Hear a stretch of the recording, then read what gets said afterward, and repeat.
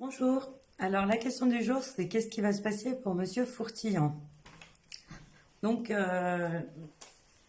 j'ai l'impression que c'est quelqu'un qui est extrêmement controversé, qui plaît pas du tout. Euh, Ce qui lui a porté préjudice, c'est parce qu'il s'est associé à des gens qui étaient déjà dans le collimateur de la justice, de l'État, des institutions. Pourtant, j'ai l'impression que c'est un homme qui est très intelligent et qui a besoin d'aller au bout de son mode de pensée.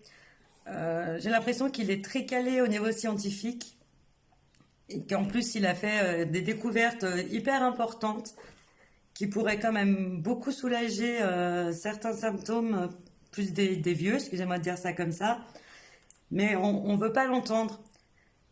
Parce que c'est comme si son truc il était efficace, mais à moindre coût. Et ça paralyserait beaucoup de labos, donc du coup on a préféré le court-circuiter. On lui reproche des choses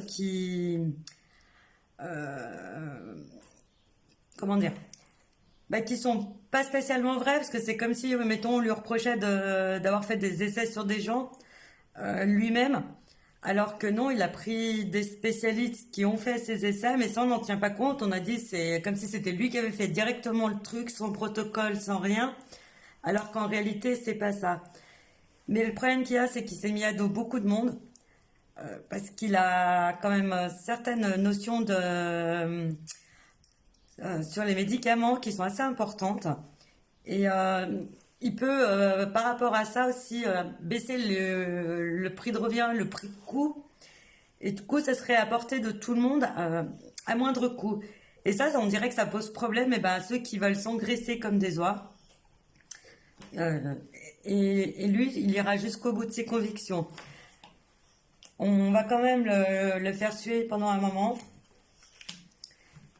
Il a, on le fait passer pour un cinglé, pour un fou, alors que c'est le type quand même qui a raison dans son principe de base.